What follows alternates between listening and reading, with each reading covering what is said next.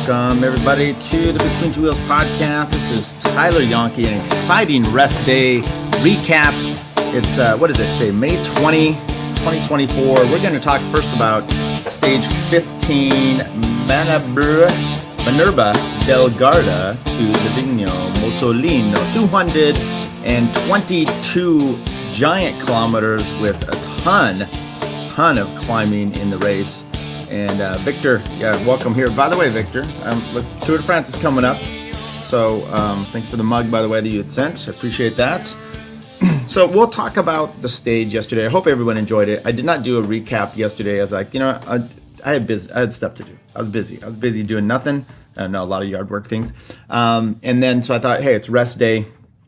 I'll just come into the office. Give myself enough time to make sure I get everybody that DNF'd so I don't make a mistake or that was relegated. No relegations, one DNF, one DNS as well. Did not start, one did not finish. The riders took a long time coming into the finish, some of them. Let's take a look here, first of all, at the screen, at the profile. And there you go. As we've discussed here, a nasty profile. I said there's going to be a break, and if the break, it depends on how much time they have going up to the finish or how motivated you're going to have for our boy Pogacar coming into the finish about what would happen. By the way, here's what we're going to do today. We're going to discuss the stage. We're going to talk about that. We're going to play some interviews. I'm also then going to give a real quick recap of national championships in the U.S., some results that happened there. Surprising? Nah, maybe not. And then we'll be done. But there's some interesting things that happened with the rest day. I listened to Geraint Thomas's podcast with Luke Rowe, and I thought it was what's occurring. And I thought it was interesting because there's some good pull quotes there. Now, we'll also play one from the finish, and I'll make sure that if he doesn't cover some of the stuff, then I'll play it off of their podcast just to basically have where we're at. But here we are. Here's this nasty stage, and long day. But as you can see here from 200 meters at the start up to 2,400 meters, it's just all day long. It's just a slog going uphill. Even these valley roads, they're just uphill. So the only times you have any respite, any time, is going over the top of a climb. So you have just a few kilometers coming down off the Cat 3 Livigno, Col di San Zeno. You then have a drop down from 64 to 81, and then it's uphill for almost the whole time. Then you have this drop from 154 to 169, and then there's a few of these little spits downhill, but these are like when the race is on, and it's not even significant. So it's just a 100 as Larry Warbass said, it was kilojoules day, like Bastogne-Liège in the middle of a Grand Tour, which that's something where they can come into it fresh and then exert all their energy and put it out and recover for a few days. But in this, they have 1 day to recover. So that's what we have there. Okay, so let's just take a look. We discussed about people. Here's the stage. Let's go in. Sorry, I had this. There we go. Now, one thing I will say is the weather appeared to be amazing. Okay, so I hope you guys had a good weekend. I hope you had good weather. This weather was pretty fantastic looking for the group and the Giro. All day long, they're going up in the snow. I mean, there's literally at one point they're on this ski hill and guys are jumping over the road over Tadej. We'll show that picture, jumping over Tadej on the climb near the top. So there's snow up there, but it was amazing weather. And you can imagine, we've seen this before in the Giro. It was Nairo when he attacked downhill when they were neutralizing stages in the snow. We've seen it with Andy Hampsten, the 1988 Giro with the Gaviria. What is it? Gavia Pass? I think that's what it is. Where they're fully in snow. I mean, Bob Roll was having hypothermic reactions. So at least we had really good weather for this one from the start. Going out, there we go. There's the route off from the coast, heading up towards the mountains. We're starting to get into the middle of and then they go up the Motorola. So the Livigno, the Passo del Mottolino, about 2/3 or halfway, a little more than halfway into the race, and then up the big Livigno climb. The Mottolino is pretty famous. Now, coming up from the other side, I guess it's more difficult. They said this one wasn't so much. So depending on where the groups are going to be, how they were going to take this on, it wasn't the last stage. So it wasn't going to be, it's not the Zoncolan, as a matter of fact. So, it's it's exactly what it is, and it's a softener for everything else. Now this was watch it from the beginning to the end. There's a lot of craziness that goes on here, and I think the brake had the opportunity to win and possibly put even more pressure on UAE, because UAE kept it close somewhat for that last climb. But the brake was just stupid. There was complete idiotic actions going all over the place. And, these groups getting up in the front, who's pulling, you got Caleb Ewan up there. Well, he's doing that probably to help himself get over the pass. But then do you have any riders? Are you helping out? I don't know what the plan is with a lot of these riders. You had Kofid is up there for Geschke. Okay, by the way, if you want to have someone rip riders, take a look at Chris Horner's. Maybe you do or don't like it, but he takes on Geschke and he's like, hey, why don't you Google his results? Does he ever win anything? No, he's just up there showing off his beard.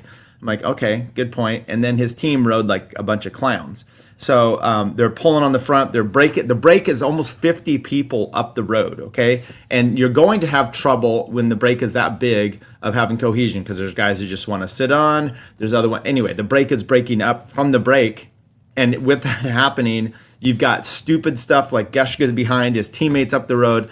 Lilian Kalmajan is yelling at everybody. And it appears, I'm not a fan of him, but it appears he was on the right for doing so. Point is, back in the pack, you got UAE doing a lot of work. Now, we mentioned this, Mikhail Bjerg, as an example of a rider that went full out in the time trial, and probably unnecessarily so, because he has a lot of work to be doing here for his team. And the team actually puts in a ton of work, but they get kind of depleted in a sense, because Stakenlagen, he has to, Stakenlagen, I don't know. He has to do a lot of work early. Dominic Novik, Doman Novik, he has to do a lot of work as well. And Bjerg was actually one of the people almost dead last in the race, because he went super hard in the time trial. He did that in the first one, he did that in the second one, and there's no need. He's not going to win either one of these. Now, maybe there's an issue where, much like Magnus Sheffield, Magnus goes down, and when he crashed, he should have just sat up and not tried to push anything to the finish. I think there's some complications or some issues with team selection for the U.S. Olympics or for the Olympic team. Maybe Bjerg has that as well. That's why they're doing this. But that's not what you're paid to do. Your teams aren't paying you to go to the Olympics. I know that's maybe a bonus, but you're here to the tour to win, and more for the point of Bjerg than Sheffield, because it's, well, but it depends on what you want to do for their team as far as podium wise as well. Either way, you got a bunch of people going up the road, splitting things up right and left. Everyone's up the road for the breaks, but the teams behind are pretty much staying together. But you start seeing these things form, these groups forming up here. EF has a rider. I did hear Garrett Thomas, because we'll look and see who the last riders are. Piccolo was one of the last riders coming across almost an hour back on the stage, and he's like, interesting, because Luke Rowe told him that, and he's like, that's interesting. He goes, he was attacking to get into the break, like right at the start. He goes, going so hard as if this was a race of just, like 50 miles or something like that. And then you see him being depleted out at the back, and it's just like sometimes, the efforts that it's taken is you'd hope you would hope your DS would be a little bit better in trying to walk your way through this than to have you just being completely boneheaded out there. But as it turns out, you had these riders up the road. Steinhauser of EF starts to make his way, because you get the last 20-some kilometers here. That's where the race really pitches up, and you're going to have some trouble. Steinhauser takes off. I told you on stage before, actually in the preview, that his uncle is Jan Ulrich. I think it was his through marriage, but then that has dissolved. But it's still, and his dad was a pro as well. So he's got a little bit of it's in the bloodstream, so to speak, or even through marriage, it's in here. So he takes something by diffusion. People would say, oh, you're acquiring that by osmosis. No, osmosis is the movement of water through membranes. We're not talking about that, okay? You don't get to put your head on a book unless you have water on the... I digress. Maybe Brian Zimney can break that down a little bit more. That's just a pet peeve of mine, okay? Either way, Steinhauser is taking off here, and the group behind, it looks like it's not going to be much. You've got an Alpecin Phoenix here at her, Pulte Cometa, Bardani team was up there. Geschke had been getting himself up in the mix. You had Nairo Quintana sitting on all day, and Storer was up there. Attila Valter was up there as well, and this whole thing just kind of shatters. And with that shattering, you just saw Steinhauser taking off the front, saying, screw you guys, I'm going to put the hurt down and do what I can. The big team comes in here at the bottom, and 16 plus kilometers. Now it's for the lead guys up there. 3+ minutes they have Steinhauser, and Steinhauser starts making gains on the group he was with. Immediately puts almost a minute into him, 54 seconds. You can see that here to the Geschke group, but he's not losing time to the GC group. So he's holding like 3.5 minutes for the most time going up this climb, the initial sections of the climb. So he's looking actually quite stellar. You had UAE coming to the front, doing their work here, and already it's down to Rafael Majka.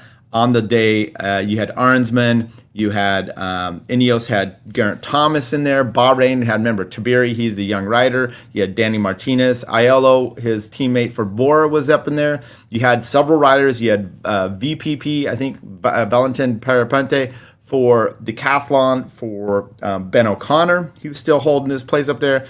Filippo Zana trying to get up there for the young riders jersey. You had a lot of this dynamics going in here, but the day of attrition is eventually going to take them out. What do you think G Shades could market? That's Thomas. He's been wearing those for years. As a matter of fact, he had lost a pair a few years ago on the tour. That's just his thing. As a matter of fact, if you look at his podcast, it's his glasses. That's just his deal at this point. If you look back in the day, I mean, Mario Cipollini, he had the Bricos, that was his deal. It's just what it is. I honestly, as a cyclist, and you know how this is. I mean, there's glasses are glasses. To me, it's about comfort. Okay, so you're gonna wear something, and if you have any kind of that this is where you feel comfortable, and this is something, then that's what it is. These are profoundly worse. Okay. Perhaps. I don't really have a problem with them. Personally, it's easy to pick them out. And I think that, to me, is more important as a fan than some of these, glasses situations. Anyway, Rafael Majka, he gets the word on the blower, so to speak, from Tadej, because his team is all depleted. And before we get there, we'll go back up to the front. Nairo Quintana jumps out of this group, and he starts making hay into Steinhauser. Remember, he's like almost a minute behind him, but immediately we're getting up into the high mountains. This is high altitude. This is, 2,500 or so meters, which is easily over 5,000 feet, I believe. So you're starting to get into the high and the thin air, and it makes a big difference when you're riding. Okay, if you've grown up in that, that's Nairo. Grew up at elevation. Danny Martinez, a few of these other ones, it does help them. Maybe even Sepp Kuss, right? Maybe that's why he rides well at elevation too, living up in Durango for so long. It makes a difference, and I think it helps them because you have to understand how to meter your efforts. If you go over the top too much, I talked about this a bunch. If you put yourself in the red, it's just coming back from it is it's too difficult. But Nairo takes off in there. 13K. Now, these guys are behind him away, so it's more like about 15 kilometers, I think, to go for the GC group. Rafa Majka gets the word here from Tadej, hey, I'm hitting it, and he puts in a little bit of a harder dig, and then Tadej goes. 13.9 kilometers, but that's for the GC. That's for the front group. 3 minutes. Steinhauser 3 minutes up the road. That could be a few kilometers. This is probably, like I said, closer to 15 kilometers to go for Tadej Pogačar. Hits out, and really there's no reaction. Now Danny Martinez of Bora, he does try to make an effort. Now we saw this on stage 2 with Ben O'Connor when Tadej took off. Ben O'Connor tried to jump with him immediately, got on his wheel, couldn't hold it, and then blew extraordinarily. But for that, and then Ben's like, look, I shouldn't have done that. It's the comment. I'm trying to remember the writer that said it at Liège, riding too close to the sun type of thing. It's basically, are you and we'll play a clip here from Geraint Thomas because he talks about this kind of stuff. But Danny Martinez makes somewhat of an effort to get up there, okay? And then he gets stuck in no man's land, and then you just have G immediately looks back and says, not me. Valentin comes up there for Decathlon. He does a little bit of work for for Ben O'Connor. Up the road, though, it was a very short period of time. Nairo caught Steinhauser, went right through him, and then he's on his own. So it's a day for Nairo. He's got 3 minutes, basically, at this point, lead, and here comes Tadej, catches a groups on the road. Walter tries to jump on his wheel. I heard an interview with him with a cycling podcast. He's like, look, I knew he was coming up. I kind of got ready for this. And he's like, I just wanted to feel what it was like to jump on his wheel. And he goes, it was ridiculous. So there you go. Attila Walter jumps on there. Out of the front, Nairo Quintana drops Steinhauser, and then it's all on. Now, the group behind, they're kind of disassembled. It looks fragile as far as they're getting so much time being put on them by Tadej. We'll play a clip here of Geraint Thomas. He's going to explain some of that, and I think it is somewhat helpful. But look, 2.2K to go. Already Tadej is bringing in Nairo. Now, they come up, and they had already pitched over the top of the first climb. We had the very top, and then the last 4.6 goes up there, and actually the last 1.6 is kind of on gravel. It's new tarmac. It's just super, super steep. It took a long time for them to finish that. It was like super planche de Belfi going on, probably a little bit longer than it should have. But Nairo, it's up here trying to hold off Tadej. Not going to happen. Tadej comes by him at 1.9 and comes through this corner. You can see this corner here. And Nairo almost hits it into the corner because I don't know what he's doing. But he was never to be seen again. Tadej just keeps the pressure on, never does get to be too big of a gap on Nairo. I think holds about 30 seconds over him. The guys behind, Arensman was he's looking good. He's not starting to put time on Tiberi. Tiberi's losing off the group here. It's a whole mishmash. Ben O'Connor starts to have trouble when they're hitting this. Arensman comes to the front to do a little bit of work for Geraint. It looked a little odd. I'm not sure if he was working or if he was kind of attacking. Geraint was actually being able to hold the wheel just fine. Danny Martinez is going there. Those two, Martinez and Geraint, did look the best of the rest here. Ben O'Connor was having a little trouble. Jan Hertz making his way up there. Some of the losers on the day is Tiberi, but up front you're going to have, this thing was super steep. But Tadej was able to still come across the line and post up just fine. Nairo comes in, like I said, about 30 seconds behind there. Steinhauser holds his way for third. And here you go. Tadej, Pogačar, Nairo, Georg, Steinhauser, Romain Bardet. He had attacked the group as well. It does say something when Romain Bardet, no offense, he's not the rider he used to be, but when he's able to attack them in the last 8-10 kilometers and kind of hold off the field, it does say something about the pace of the riders that we're going behind. Danny Martinez in 5th place, same time as Geraint Thomas. Ina Rubio, who they caught, he had kind of gone off the front as well. Danny Martinez and Geraint Thomas had caught him near the top. Ben O'Connor, 2:58, along with Ina Rubio. Arensman had lost a little bit of time on the last pitch up there at 3:05. Jan Hurt at 3:20. So here's the GC. Now it's 6:41. It's almost 7 minutes to Geraint. Geraint stays in front due to the time trial of Danny Martinez. Ben O'Connor drops a little bit, but does kind of solidify himself more in the top 4 easily. Tiberi drops down, at least time-wise, down to 9:26, getting him a little bit closer to Arensman for the white jersey. 9:45. Romain Bardet up to 10:49. Filippo Zana, 11:11 at 8th place. He drops down a spot. Ina Rubio moves up 2 to 12:13, and Jan Hurt up 3 to 13:11. 13 minutes out for the time trial. For the GC. So here's we go. Here we have a rest day today, and then here's what we have tomorrow. And we'll walk through the different stages. They show this one. It looks nasty to be starting, but they do go over the Stelvio a little bit, but not up the entire portion that they were going to do, and it's supposed to be maybe some bad weather. So the Stelvio with rain or it would be snow up there because there's avalanche warnings. This could be quite an amazing day. But look at this weather. Snow up there, up to the top, but gorgeous day. I think they got somewhat lucky for that, at least for this one, for having the Queen stage, as they call it. But, having it so exceptional as far as the weather goes. I want to take a look here real quick at some results, go a little deeper into that. So here we go. We talked about this on the stage, but we'll go all the way down here. The DNF was David Clement of Groupama. He did not finish. That did not start. It was Vadim Pronsky. But Julius Vandenberg of Team DSM, 1 hour 58 minutes. I'm sorry, 1 hour even 58 seconds behind Andrea Piccolo. 1 hour 50 seconds, just beats him by 8 seconds, but an hour back. And remember, that was the guy that I told you. Geraint Thomas said, "Oh yeah, he was attacking like a madman off the start and near the beginning." David Decker back here, 59 minutes. Alan Roux, 55.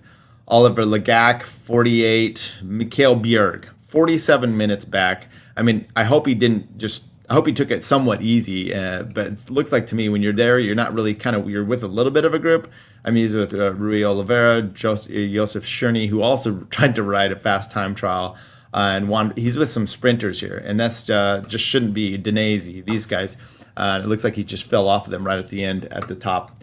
Pretty devastating day. I think that's not good for UAE, at least for him coming. What's coming up. We got a lot of these sprinters, big group here in 46 minutes, including Luke Lamperti. Where'd we go here for some other riders? Will Barta comes in at 31 minutes down. Larry Warbass should be up here. There we go. 29th place, 14:11.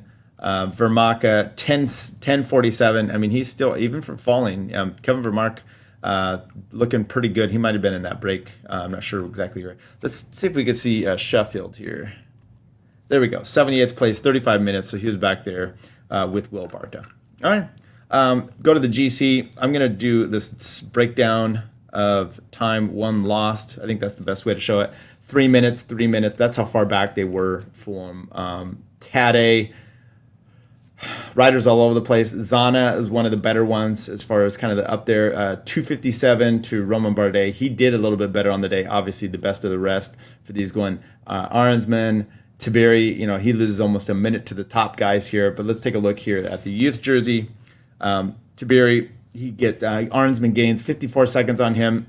Filipe Zana gains 24. Steinhauser gains 131. Everyone else is losing, but he's got now 19 seconds over Arnsman, who I think it depends on how much team roll you have to do here. The team competition is now being won by Ineos.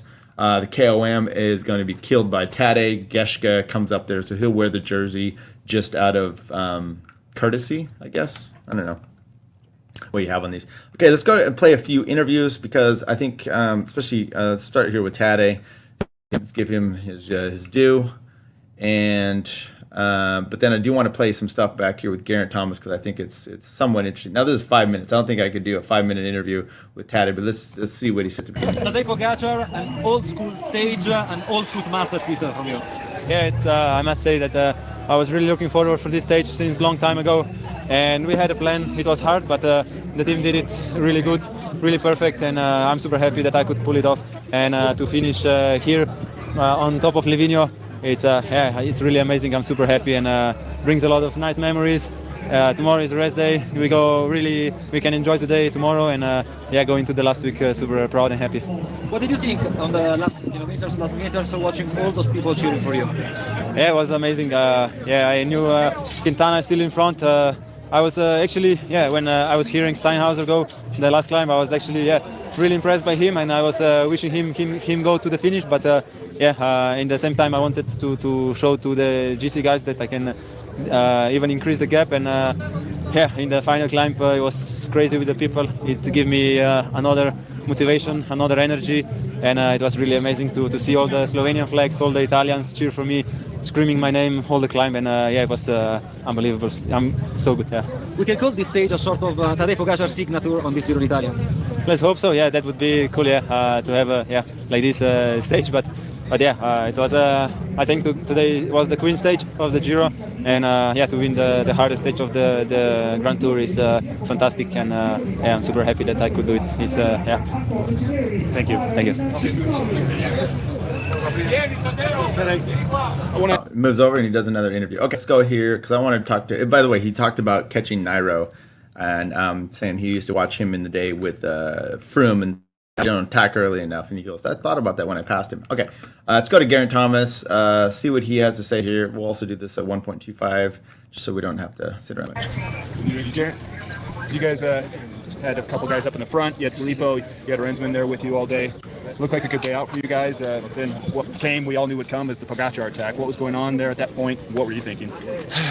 So many questions. Summarize what the heck was going on when Tadej attacked. Yeah, no, we well, for a start, it was a good day for us. We had two in the break, what we wanted, and then, as you say, people was there till the very end. And yeah, we knew that attack was coming. UAE rode hard all day, wanted to go for the stage, and fair play to them. Chapeau is to a man, they all just buried themselves, and we knew that attack was coming. And to be honest, I wasn't feeling 100%, or I wasn't confident anyway. Just didn't feel super all day. And so when it came, I just thought, well, I'll just try and use the other guys, follow them.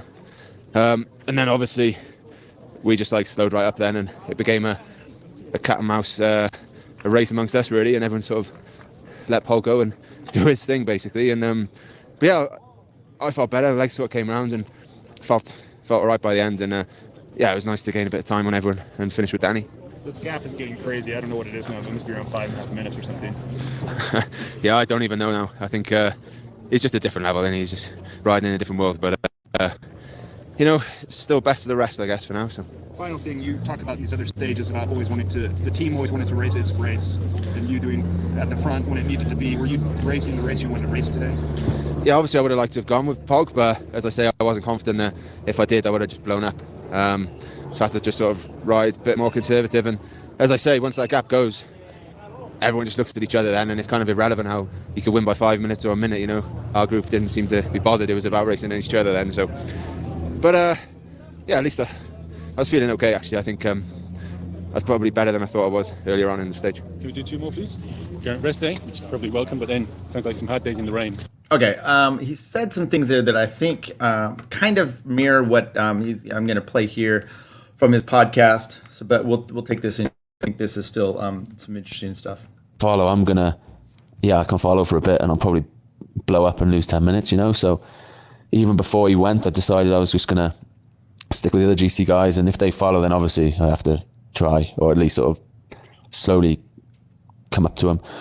But they kind of didn't, and then, they kind of did to start with, but nobody really had the legs. Danny was sort of in the middle, and then it just turned into a race amongst us. It sounds a bit defeatist, but it was almost like, all right, Pog, catch you at the finish. You can have 2, 3, 4 minutes, whatever you like. We're going to race. This is our race here. So it's a bit, it wasn't nice because we went quite slow, and I was like, I could definitely go harder here, but I'm not going to ride and just pull everyone in my wheel. And I'm sure a few other guys probably thought the same. So it was a bit of sort of stalemate between us. And do you know what? That's also the way it looked on TV. Yeah.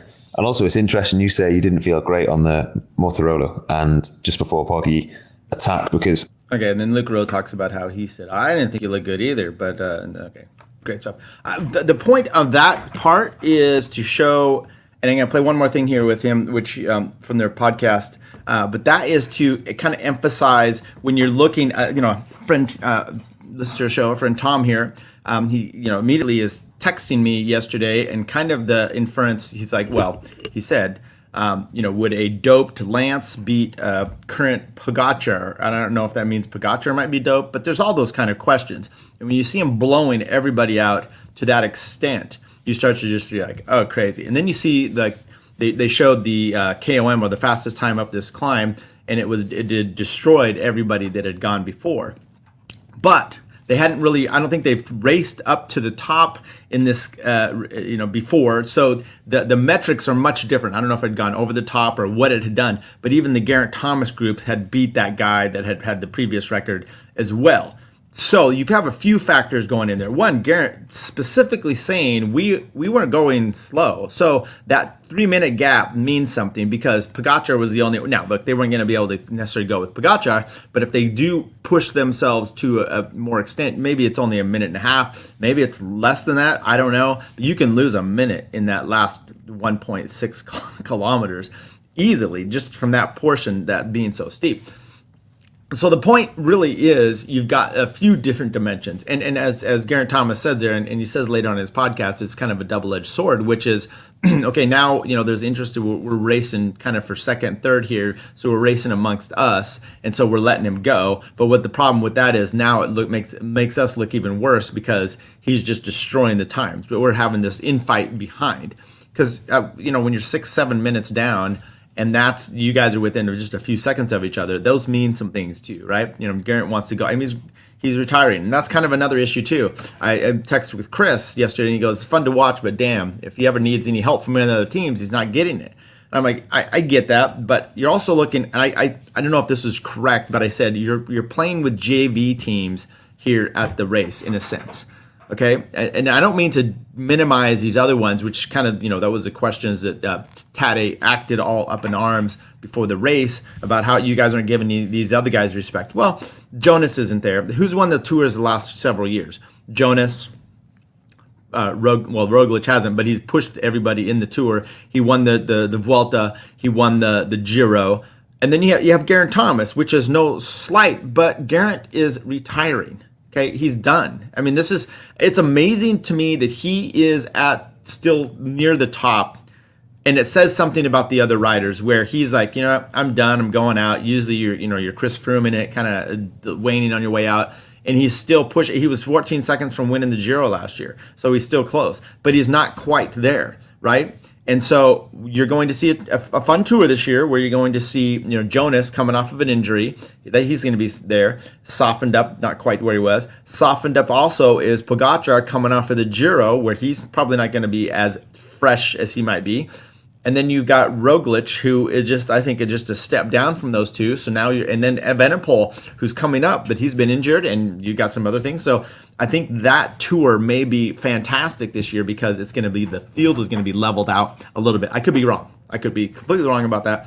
So when I'm saying there's a JV teams here, you don't have those other three guys which can compete, and everyone else has trouble holding their wheel, much like these guys have holding Pogačar's wheel. So when you don't have those other guys there, Pogačar seems even more advanced. And then you have it where, like I said, Geraint Thomas is on the way out. Danny Martinez, what's the best he's ever done in the Grand Tour? He was 5th the year he was helping Bernal win. Other than that, he hasn't cracked the top 20 in a Grand Tour. Okay, Ben O'Connor, he hasn't been on the podium. No one here has been on the podium but Nairo. Nairo was the only one, but he had to get in a break of 3.5 minutes to hold off, the riders. When you know that they're not going super fast on the climb as well, is when like I said, Romain Bardet breaks out from them being Geraint Thomas and Danny Martinez, and he takes time on them in the end. Steinhauser comes into the bottom of the climb with a 3.5 minute advantage at 22 plus kilometers to go. Okay. And at the finish here, we'll take a look here. So then Steinhauser is 2:32. He loses 2:32 but he still stays 30 seconds ahead of Geraint Thomas. They come in at 2:58. Or actually, where was Thomas here? Yeah, 2:50. So, at 20-some seconds, he still is able to hold off on there. So when Steinhauser comes into this climb and basically, he does it solo of 20-some kilometers on his own, pushing himself, and he doesn't get caught by Geraint Thomas and them, I personally think that shows that he's not that group wasn't going lights out. Okay, let me play one more clip here because I think this is it also says something about like, hey, why are you guys not going with Geraint? What's his name? Tade. Okay, so this is Geraint doing his podcast, oddly laying down and with those horrible blue Yeti microphones. Here we go. Loads of people like giving. Well, me, but the other GC guys abuse for just sort of racing amongst ourselves and just typical Twitter stuff or X stuff. But it's kind of like, to put it in perspective, anyone out there that a cyclist or a runner, if your best 10K run is 40 minutes, if you start off at 30-minute pace for 20 minutes, just do it, but keep going till 10K, see what time you do. Because you're just going to blow your doors off and you're going to creep and it's going to be horrible and you're going to do 49 minutes instead of 40. Exactly. Not wearing a shirt either. You're going to run slow. What is this? That's a great analogy, Mr. Thomas. And that's what it's like today. Like, I could try and stay with him, but I knew that I didn't have the legs to, especially with the altitude and everything. Like, I would have you can completely blow your doors off at that, the distance, the altitude, all this and that. So, yeah, that's the decision I made today. It does sound a bit defeatist, I guess, but at the end of the day, Pog, he's a different planet, isn't he? Okay, yes, he is a different planet. So, I want to just get back to one thing that Chris had said here, talking about getting help from for Pogacar coming up. So I had said basically I said, yeah, that's fine. He's taken on JV teams anyways. G is retiring. The rest haven't had a podium. That's what I said about that. But then Chris comes back and says JV teams now, but at the Tour he's never going to get someone to work with him. Used to be the GC guy would get someone to drive a break with them, and the GC guy would give the win to the other guy. Pog would just sprint and take both. Right. So I understand. But the Tour is a different. I think you've got make great points, and there's something to be said about giving races to some of the other teams. There's been all kinds of rumors about riders complaining about this. It goes back to all kinds of days. Sean Kelly was saying on Eurosport that he used to get riders come up and complaining and almost begging for stuff. And I have a problem with that. And I understand that those teams might not help you in the future. And personally, I'm down with it. I think these teams, they don't need, you think UAE at the Tour, I don't think they need to look for this. And by the way, you're going to get circumstances where you're going to be helping each other out. If you've got Jonas and he and Tadej are on equal time, there might be splitting duties. It just, because that still benefits you, and the forcing the other guys to do it is typically when you've got a different time advantage. So I understand that, but there's also something about it. I don't think Tadej is a dick in the field, right? I think he's liked. I think he's well liked. I haven't heard anybody, really saying much about it. Lance was a complete asshole to everybody on and off the bike, unless you're his teammates or the guy, the moto man giving him blood bags. I'm sure he was nice to him, probably tipped him well. But for the most part, I haven't heard that about Tadej. I could be wrong. Chris may be completely right. I don't care. Personally, I think that's great. Matter of fact, if he's winning so much and you're pissed off and you're not going to do something, and if you don't do something put your team on the front or do some polling that could help you out, then you're just cutting cut your leg off to spite yourself or something like that. You're doing yourself no favors at all. And sometimes you have to put this ego behind you to win. And then that becomes negative racing. Yeah, give a shot. Why don't you go ahead and try to do negative racing to Tadej and see how that works for you. Are you going to get any crumbs, or are you just going to get more destroyed? I mean, we'll see here. His team has had to be on the front a bunch. Like I said, Mikael Bjerg got spit out because he was doing the time trial, and he never should have been doing that. And it will be interesting to see how their team works the rest of it. But you think Tadej can't kind of hold that together himself? I mean, at what point you just go, okay, he's just going to attack from 80K out anyway, so I don't know what we have to do. Anyway, I think it's all fascinating. And by the way, I encourage teams to play this game of, well, then I'm not going to do whatever it is, and then it's just going to come back and hurt them. Okay, so here we go. Tomorrow, we've talked about this a little bit. It's got this, long, from 60K to 170, basically all downhill. That'll be very interesting, especially if it's bad weather tomorrow. So this is going to be on Tuesday. Then we've got Wednesday, stage 17. We go up to Passo Bracon, so this will be, once again, good climbing here, but we've got 159 kilometers, so I do like a little shorter stage. What was 16? Stage 16, how many kilometers? 206, so another big blaster out there. So 17 we got on Wednesday, 18 on Thursday. That's, I don't know if the sprinters are going to be able to get there. You just got to get over that one, and it's all downhill for that. 178, 19... Another blast up to the top. This will be interesting. And look, it's really about the white jersey and in second and third place, the podium. And then you got this one on Saturday, which has a few peaks, but it really ends down to the finish. I don't see much happening there. But you're going to maybe see a Tiberi, Arnsman, those types trying to attack to get themselves moved up. Maybe Ben O'Connor do what he can to get rid of someone and then try to hold on down to the finish. And then they come into Rome. So I think all the excitement's over. Obviously, the race is over, and barring any accidents of whatnot. There we go. Okay, let's go real quick into the national championships, and then I've got work I got to do. We'll have to do that. Okay, where's the? I thought I had the results page here. Let's go.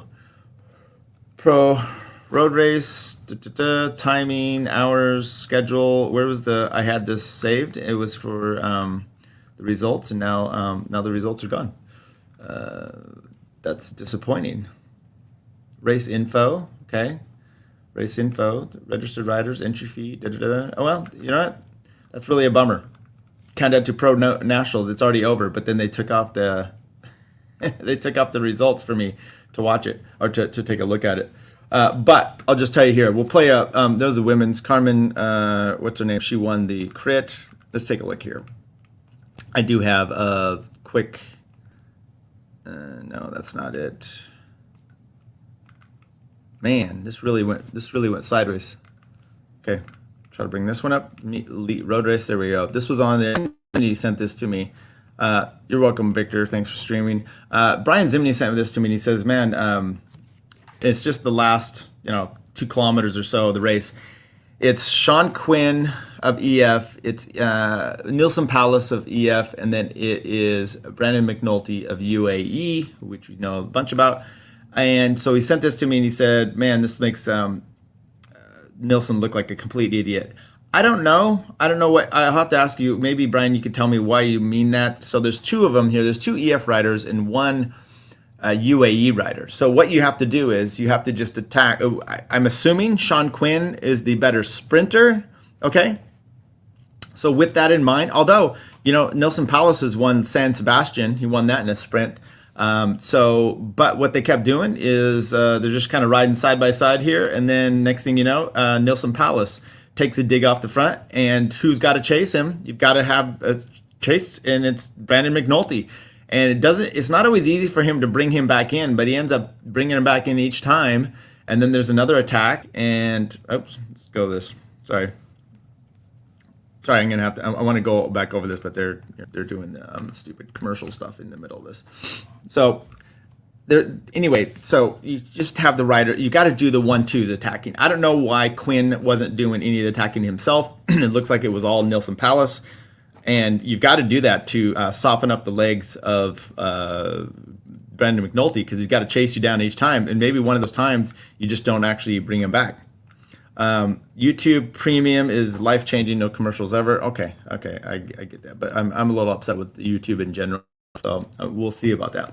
Okay, so anyway, they come back into the circuits. Once again, Nilson Palace is continually doing the moves to try to get off the front, and Brandon McNulty keeps bringing him back. They finally come into the last circuit, come around the left-hand corner, and I jumped ahead too much, still too much. Come around the last corner, all lined out, and Brandon McNulty kind of gets connected there with the 2 of them.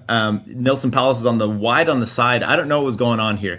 Maybe he. I mean, look, at this point when Brandon McNulty gets you, maybe the best thing to do is to just do a lead out, perhaps. I don't know. But the point is, McNulty, it came down to the quick finish. And that corner, from the corner to the finish, it was actually pretty close. But in the end, it was actually Sean Quinn with the bike throw over Brandon McNulty. So it's Sean Quinn for EF, Brandon McNulty for second, and Nilson Palace for third. Now, it used to be where Nilson was like, hey, he's our local guy. But now he's moved to Houston, so he's not a local guy anymore. But I would prefer, by the way, I wanted the jersey to go to, no offense to Sean Quinn, I wanted the jersey to go to Nilson Palace or Brandon McNulty. And the reason being is I am not a fan of a jersey on a rider that's likely not going to be winning anything in the big races, the Tour de France. Who's going to be up there? Nilson Palace. He's a breakaway guy. He can really do the long stages. I think it would have been best for him to have worn the jersey, because we would be seeing him in the break in the Tour de France, and maybe getting a stage win this year. It'll be great to see. Brandon McNulty, he would have been another great one to have with this jersey, because you're going to be seeing him doing a tremendous amount of work on the front. He's always guys up there that he wins stages. He's had a great year so far, not just time trials, but he's won mountain stages, 2 different ones, I think, in 2 different races at least this year. And you'd see him off the front. You'd see him doing a ton of work on the front for Pogacar. That would have been fantastic to see in the Stars and Stripes. Now, he is wearing the time trial jersey, the jersey for the time trial. So I would like to see that. Sean Quinn, you may see him up in a break, but you're not going to see him much for anything else. He's a fantastic rider. Obviously, he can get up there and win this. I don't think this race is difficult enough anymore when you're seeing this. And by the way, there's not enough U.S. riders that are coming back for this.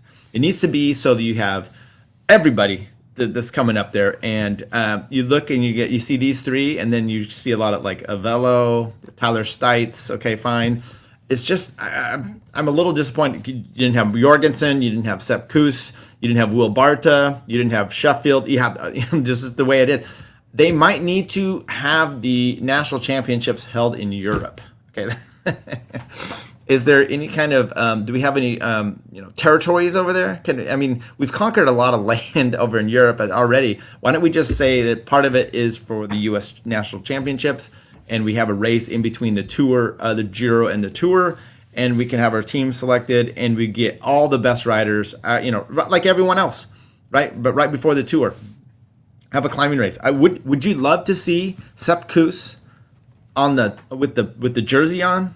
I would. Paul Mitchell says luxury of so many great U.S. riders right now. Yes, but none of them are. Except for these three, are at the national championships. That is the problem. USAC isn't the sharpest tool in the shed. No, they aren't. So I haven't really been keeping up on much, but I was just disappointed to see.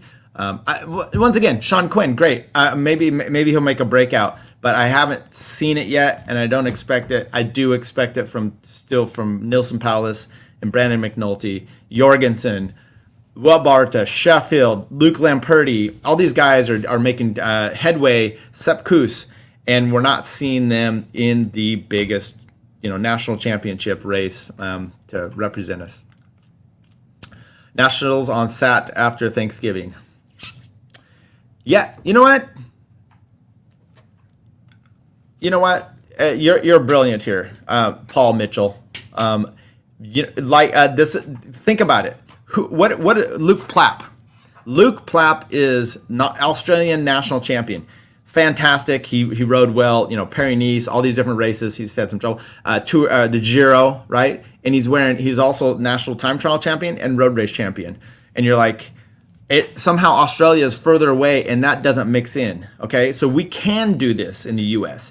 We have vast amounts of different types of, you can have it in California almost any time of the year. Maybe we need to make it in January in California, right after Tour Down Under, and have this in here, have it, let's do it. Let's do that so that you can have this national championship going. They had this one earlier than normal this year, right? In May, isn't it usually June? That's what I want to think, maybe. And it's very disappointing. Okay, they had podium boxes misordered for the women's T23. Okay, as long as it wasn't misgendered, that would be more of a problem.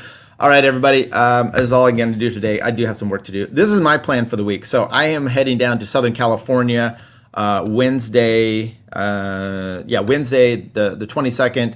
I got to do. I'm going down there for a wedding on the Thursday the 23rd. And then coming home on the 24th. So those 3 days might be a little sketchy. I'm planning to still try to do a recap each day. I'll just do it